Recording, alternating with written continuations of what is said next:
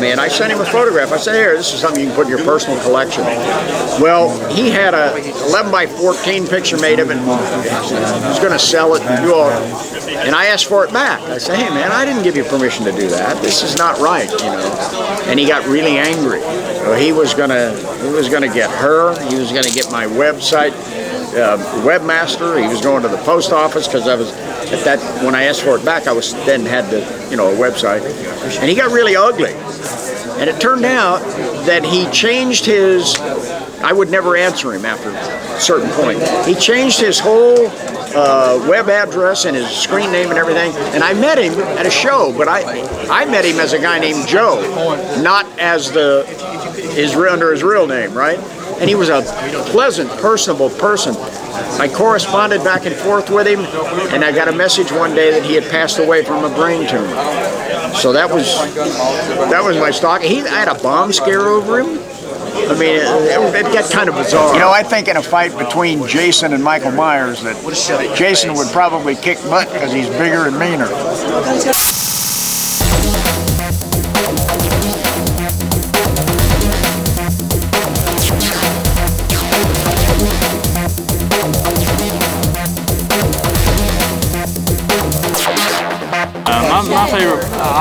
My favorite part of the fighting game is probably the strategy, building the decks. But I enjoy the collecting too. When they come out with new cards, I love getting those new cards and acquiring the cards. So I guess I'm a player and a collector. My name is Rachel Queen.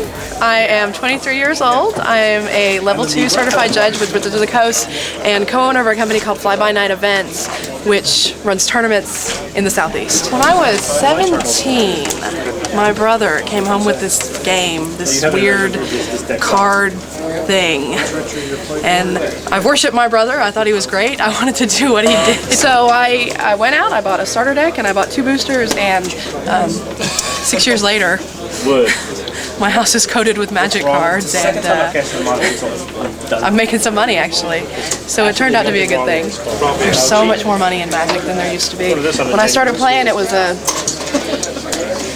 me and a group of friends. It's just this little 24-hour gaming shop, and we went down and we played, and if we had $5, we bought some cards. But people now are spending every penny they've got to try and go to the Pro Tour, win $25,000, win the big purse, go to the Grand Prix, Japan, Madrid, Paris. I mean, it's everywhere.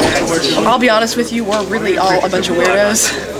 But once you start playing, if there's that something in you that's going to get hooked on a game, this is the one to do it. And you're going to want to play 24 hours a day and spend every penny you can on it and get more cards and more cards. And it's not necessarily that you want to go play at the Pro Tour and win the $25,000, but you just want to play.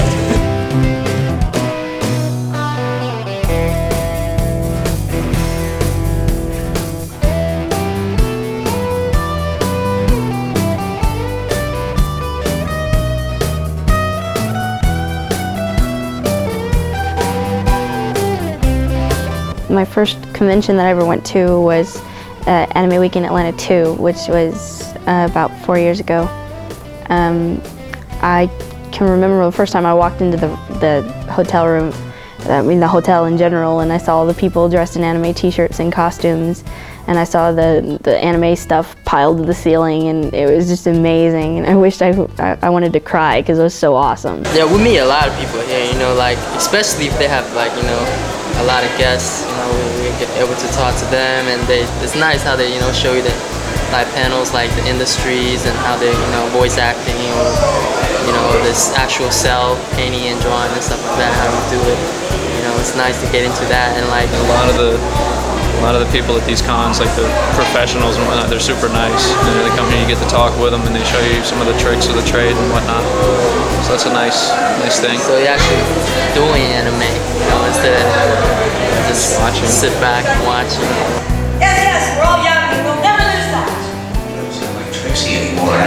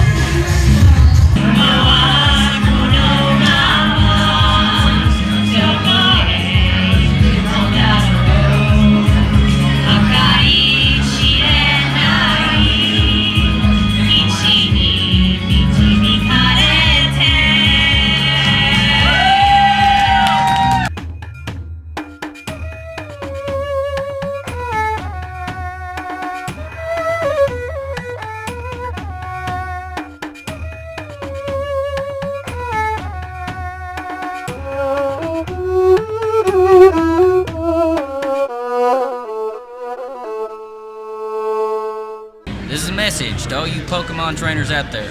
Keep your Pokemon on a leash or in the Pokeball. There's nothing to do. Yeah, here, ask her to. Come on. Okay. There's nothing to do. There's not any new anime. They haven't shown any new anime. I want new anime. I don't want to see stuff that I watch all the time at home. Yeah. Anyway, I don't know. I did not have fun this year. But that's my opinion. Use soap. Soap. Yes. Soap is good. Soap. Yes. People need to bathe more. I mean, hey, you know, if they're into it that much and they forget to take a shower, I mean, I don't know. You know, if they don't have enough towels or, you know, something, they're overbooked, don't have enough towels for them. I don't know, but hey, you know. Sometimes things just happen. put on some deodorant maybe sometimes. I mean, it's fine. As long as I'm not like, you know, I don't get knocked out by it, like, you know. As long as it doesn't really hurt anybody. You know, like, it's fine, you know. Just a random passing funk is alright, but just attacking you, evil funk is bad. I mean, it's like most of the guys there, they're wearing black t-shirts, they're overweight, they haven't bathed in a couple of days, and it's like, please, take a bath or a shower or something. Exactly. It's your and friend. it's just like, and they don't know much beyond anime. It's like that's all they do is they sit around and they watch it. I mean, I can understand enjoying it. I mean, we sit around and watch anime every once in a while, and that's what the club is about. But I mean, It's like you go up to him. What's the weather doing outside? Man, I don't know, but in X, it's raining all the time, man. It's raining all the time. see, it's like. They have no focus on reality. All I gotta say is one more unbathed, black t-shirt wearing, fanboy hits on me. I'm seriously gonna start throwing people through walls. There's times where you have to have Lysol in here pretty regular. Now a lot of the people that dress up in these costumes, like the Cleons, I know for a fact, a lot of the costumes, they can't wash them. They can't dry clean them because of the stuff they're made out of, because they got metal and leather and fur on one piece, and they just can't clean it. And they're hot, and they get sweaty, and which is understandable. But I'd air them out, I believe. I'd leave them outside on a good rainy day or something.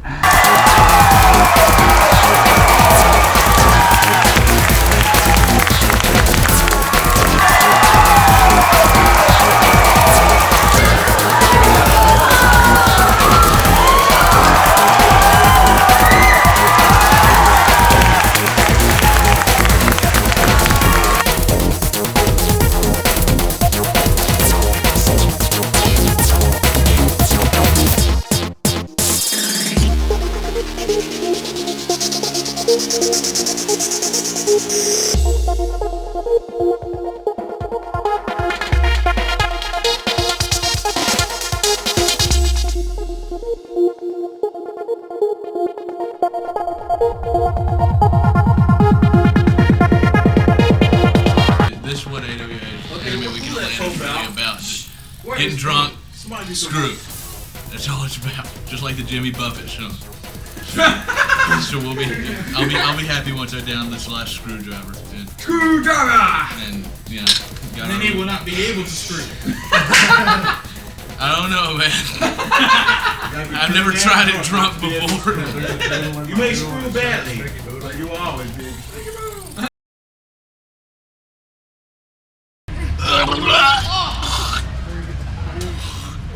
God, stop. I'm with it, man. I'm riding Corey's car. Screw this. Someone else can ride in the back with stuff.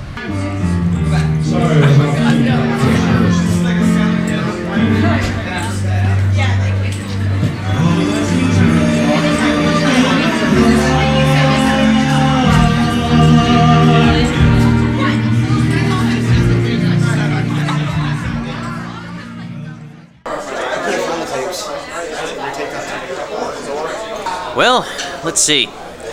In the worlds of science fiction and fantasy, there's many different elements. We have the Star Trek fans, we have the hard science fiction fans, the people who look into the future, they look to the depths of the imagination and technology. We have the sword and sorcery people, the Conan sorts, the D&D sorts.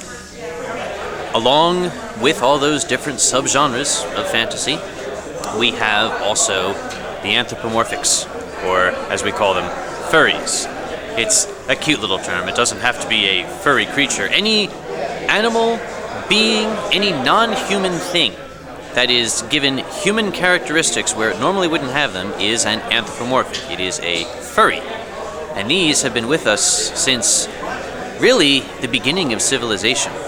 If we look back to the gods of ancient Egypt, if we look back to the cave paintings, all throughout every single civilization on this planet, there has always been someone who has dreamed of creatures that are the hybrid human-animal. Werewolves in Europe, similar creatures in Japan and Native American lore. So I like to call anthropomorphic fandom the first fandom, because even before we gave it a name, it's been around for generations. And even today, outside of conventions such as this, we have anthropomorphics all around us all the time. We look at the advertising icons out there. We have tigers telling us what gasoline to put in our tanks. Tigers telling us what cereal we want to eat. Our children have in their cribs little bears wearing sweaters. Because in all of us is that little wish that creatures out there that are not human could, in some small way, be.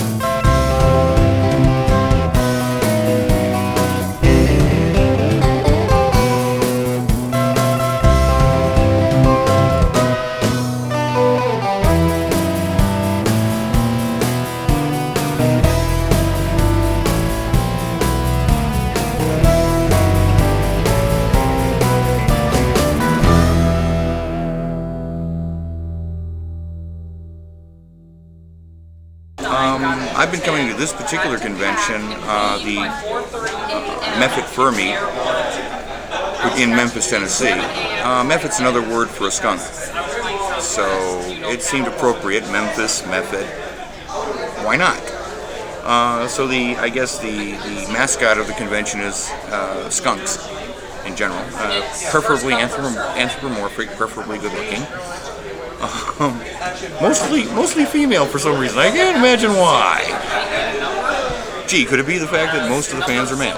I wonder what the people I talk to online that I've known for years, just talking to via the internet, I finally get to meet. I get to walk up, hey, Growl Tiger, and give them a hug. And of course, you're going to meet people of all types and all walks of life and all decisions, all choices.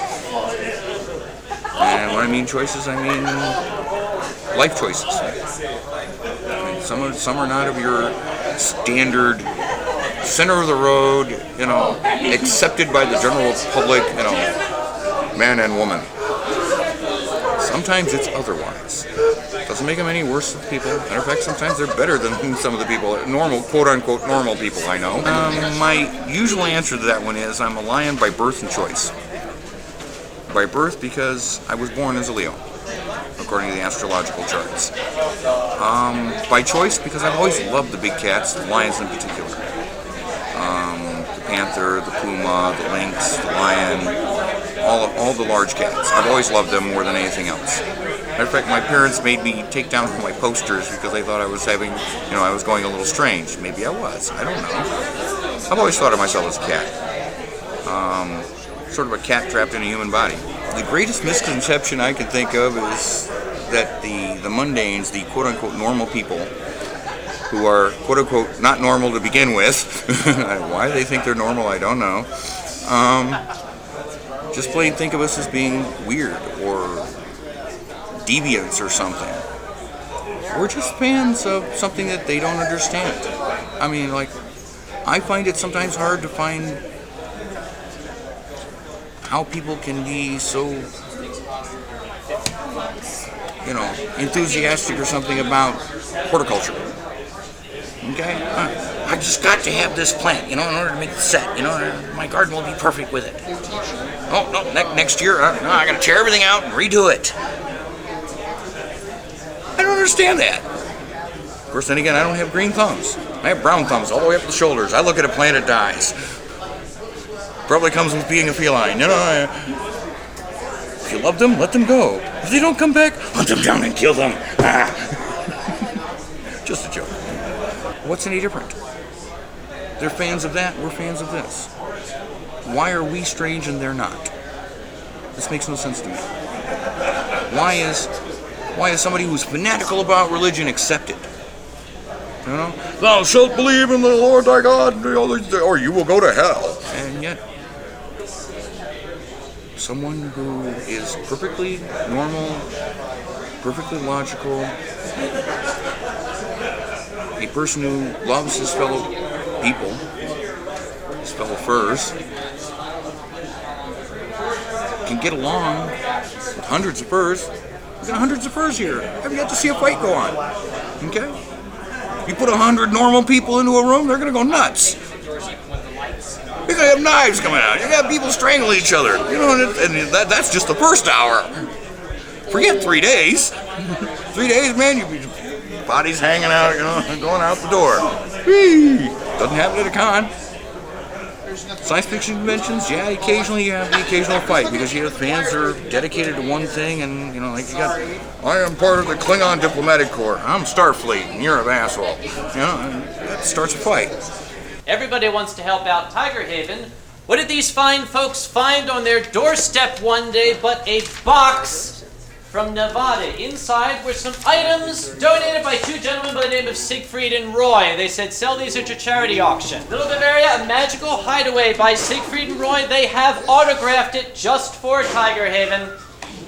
That book, let's start the bidding at 20 on that. I have $20 this magnificent adult portfolio. Cute felines tangled in knots from fighting. I have $30 from somebody who loves his felines in knots. It's both a tiger, and it comes in 2 pieces, and it's got tits. Right here. 2 of them. This is a most astonishing conversation piece. Art lovers out there really should be able to see the meaning hidden in this 2-piece sculpture.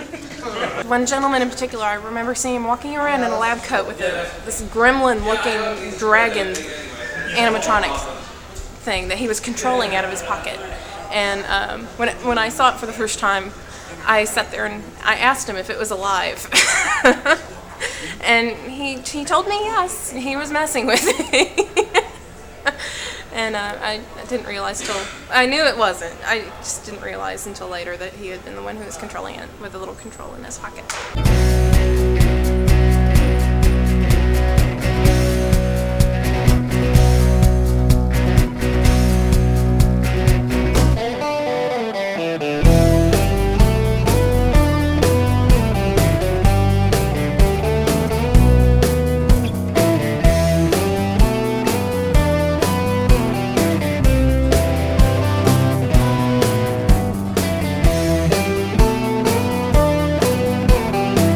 Well, I started out, I've been a furry fan all my life. I love cartoons, comic books, especially Disney comic books, plug. Long after everybody else went to the spandex people. And I'm watching Saturday morning cartoons after a week of work in the office. And always thought I was a little weird. And then I find all of a sudden there are all these other people feel the same